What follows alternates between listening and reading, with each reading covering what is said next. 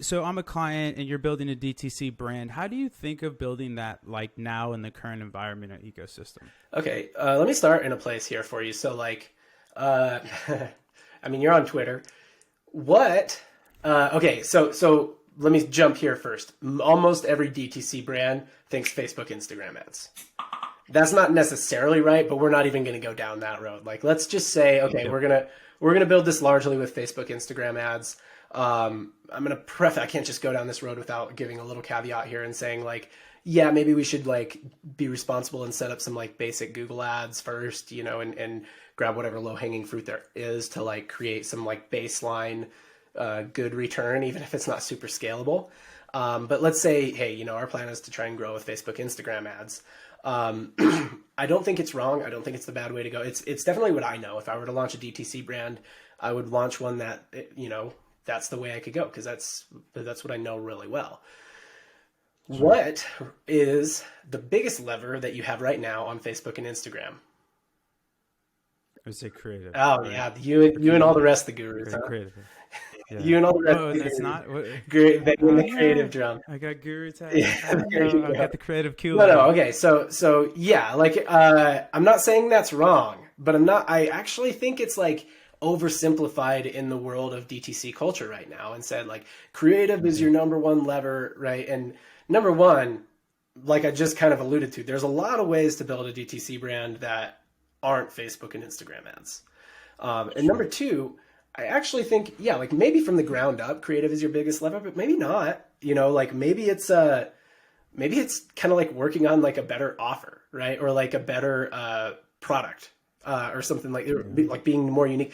Maybe like a lot of times creative. I'll give you an example of like a company where we like don't really have to think about the creative at all, and it does really well. So we have a brand that sells. They actually have like a specific manufacturing process that allows them to do this, where they like take large bulk amounts of this thing and like put it into like smaller containers. But they sell like designer fragrances like Gio Armani and different ones like that, in like smaller sizes than you can get them anywhere else. So like the hook essentially is like, hey, Gio Armani for 99 cents, for as little as 99 cents. But we don't have to do much creatively. Like the offer's pretty strong. So like coming up with an Absolutely. actual real moat around your business, like they actually have a whole warehouse and people and process that allows them to do this, as opposed to like just going and sourcing some product from China and then trying to come up with really good creative. So like I would say like Totally. if you're in that launch phase, actually building like a real moat around your business that translates really easily into marketing, where it's like, look, all I have to do is just say this thing and people are going to buy it. Like if I put the product in front of people without a very good creative, like then you're onto something, right? So I used to do a thing like when I would validate product back when I worked with brands that were more in that launch phase. I would do a thing where I would say, yeah, we're going to validate your product. I'm going to use like really crappy creatives. Like I'm basically going to use your product photos and like just the core proposition of what it is. I have a great example of one, dress shoes made out of football leather. Like it was the leather that they use in NFL Yeah. footballs. Somebody made them into dress shoes. Kind of cool, right? But just product It's a cool photo. idea. Yeah, it's cool. Product photo. So I'm like, okay, let's validate this product.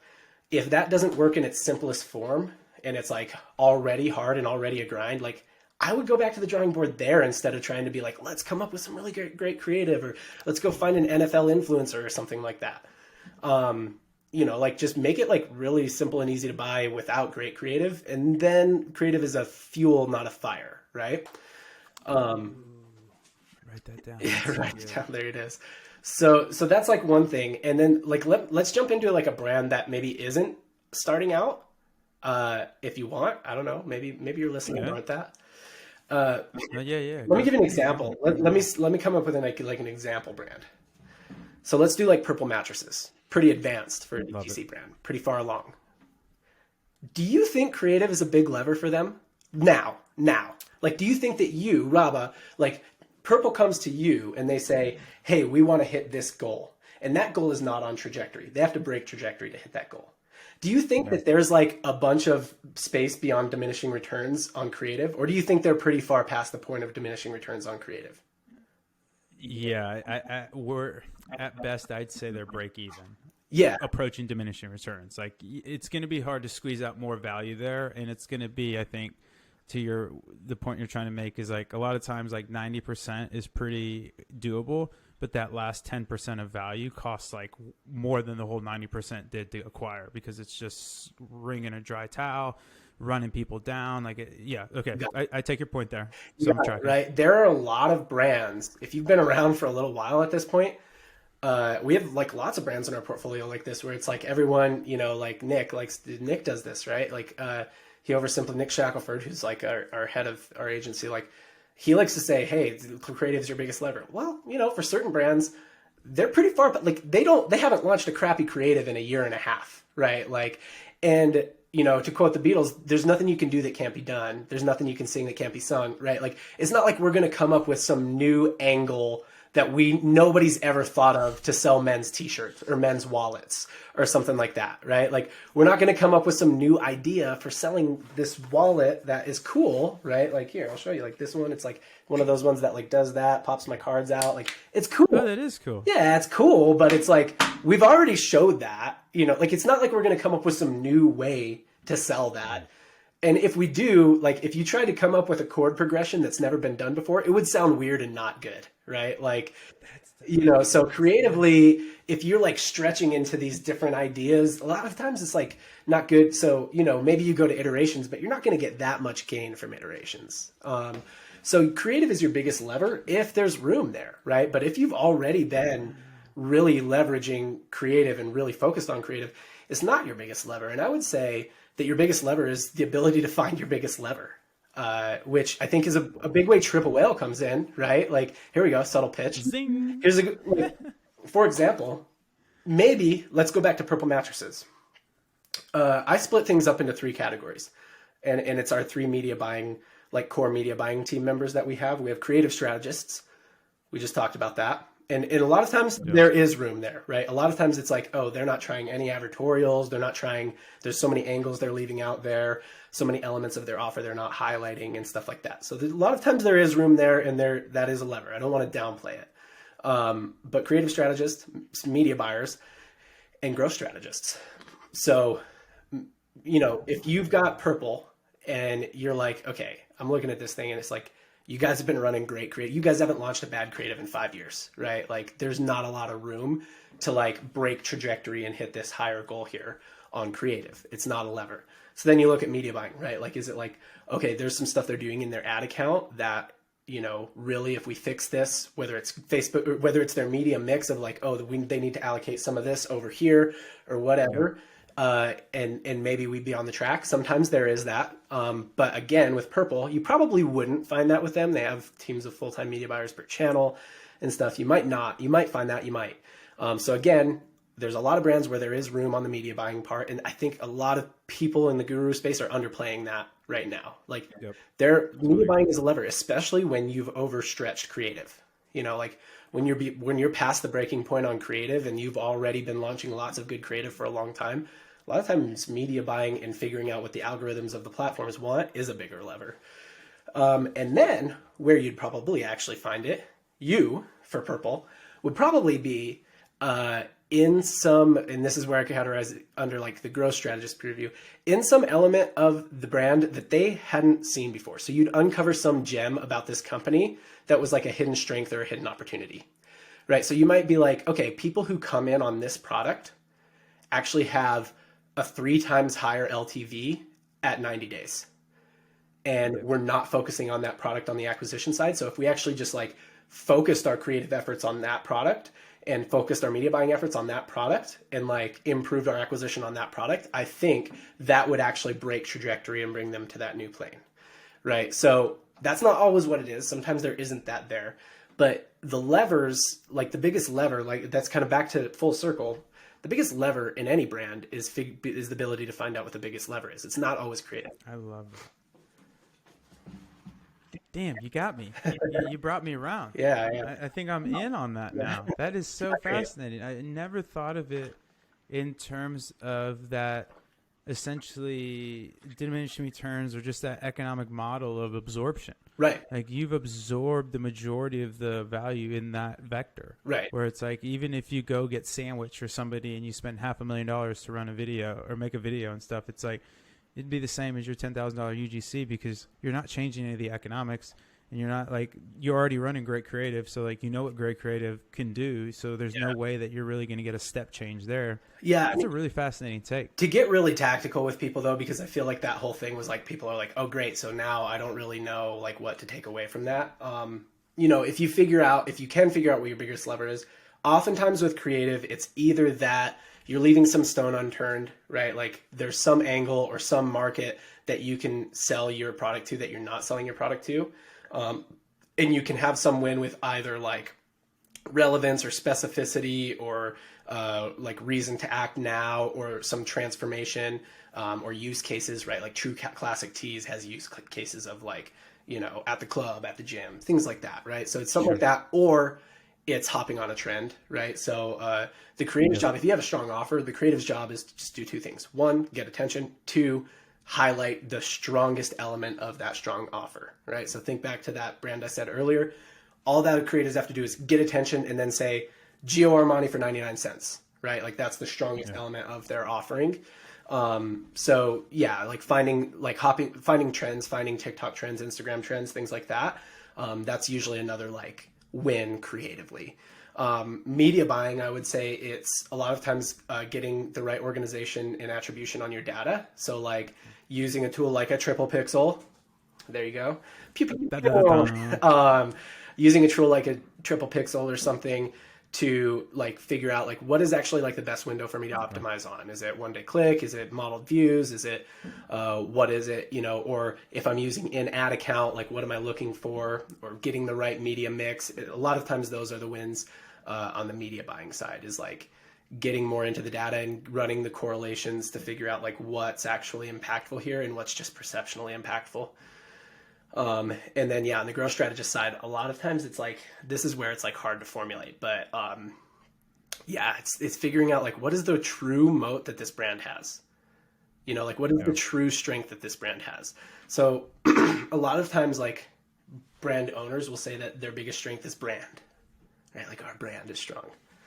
I don't mean to say that that's wrong, but it's not like really that much of a moat, you know, unless you're like Nike. So, you know, like if your biggest strength is brand, what you're really saying is like your biggest strength actually is that you get a lot of word of mouth sales, or that people come back and buy from you all the time. If neither of those two things are true, then your biggest strength probably isn't brand. Right. So what is it? Is it a manufacturing thing? Is it some kind of supplier relationship? Is it we have one that like their ability to produce mass creatives quickly was a big strength of theirs. You know, is it LTVs? Is it like what I said earlier? Like, can we dig into the analytics of the business and find little uncovered gems that like we didn't realize, we didn't see, and we could like leverage, you know? I am so on board with all of that. And to your point too, I think you caveated very nicely where you were saying that it's not that creative can't be the biggest lever. It's just in some use cases, especially when you do have a proper creative team that is doing some great offer testing and so on and so forth, it might be more useful to go uncover a new nugget and kind of go truffle hunting. Because that's what's going to get you the step change, not this kind of like 0.5x month over month growth type of stuff where it's like you hit a creative, everything went great, we made a bunch of money, but you're not seeing any, to your point, you're not breaking the slope. The trajectory is essentially the same, and you're making more money, which is great, but you're growing linearly versus exponentially. And I think those exponential finds, you're right, can are either actually in the very rarely are they in the creator's lap. Maybe they are, again, when you find that right angle that really resonates, or if you're great at trend spotting and you can kind of ride a wave of, you know, a meme ad or something like that. But having that growth strategist being able to thesis build and like, oh, we should try this. Oh, that didn't work. Oh, we should try this. That didn't work.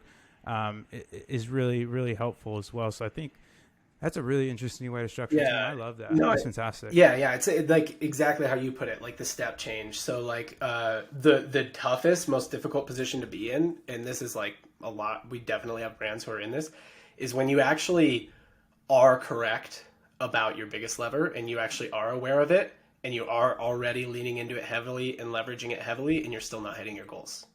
That's like the roughest position to be in. Because you're already like, if you're already self-aware and you're not, like your biggest strength and your biggest opportunity, you're already leaning heavily into them and you're not hitting your goals. That's a tough position to be in. And fact is that in 2021, a lot of brands are in that position. So, if that's like you and you're like, none of this really like rings to me, or I'm going to go truffle hunting and find some new things. Like maybe it isn't there. And maybe you're already right about what your biggest strength is and what your biggest opportunity is. And you just got to grind it out. Yeah. Another thing too, going back to what you were talking about at the top was, maybe revisit the economics. Could you be bumping up against some constraints of your business model where like your product purchase cycle is too short? So make the product smaller. Don't put as much in the product or charge more. Or are you losing your butt on shipping and handling? Like, why are you paying $10 to ship this tiny package, 5-day ship? So there's other things you can do to dig into the business, but you're absolutely right. I think a lot of people that were kind of on the Facebook teat of just this underpriced incredibly, and to be fair, it worked, right? Like Dollar Shave Club had a massive exit. They basically were a viral video and paid arbitrage mostly on Facebook, and everybody fucking got paid there. So I'm not knocking it. I just don't think that's the current climate anymore. No, it's not. I mean, don't try and build. That's another thing is like, if you're trying to disrupt a market that's already been disruptive, like shaving or like wallets or what, like, it's not a disruptive brand anymore. Like you can't lean your hat on like, we're cutting out the middleman, message is too old at this point in your space. So don't try and build based on like the biggest person in your space who built like back in 2014. So I think that's everyone's always like, oh yeah, like just follow those who yeah, kinda maybe, but like you're in a different time period. Like you can't do what they did from the 0 to 1 phase. And yeah, maybe that Facebook ads still work for the Ridge wallet now, but if you're going to launch the Ridge wallet now, Facebook ads they're going to be tough, So well put. And to be fair, like the Ridge guys, one, are super wicked smart, and two, they do a great job in terms of community and all this other parts of the marketing ecosystem. Oh, yeah. They're just not smash and paid media. Right. You know what I mean? Everything is lifting up. So yeah, I heard an interview once with the founder of MVMT, and it was just like they paid media arbitrage early on. There's just if you're going to try and launch MVMT now, it's not going to work the same way. You can't get it from 0 to 1 the same way, 0 to 3 the same way.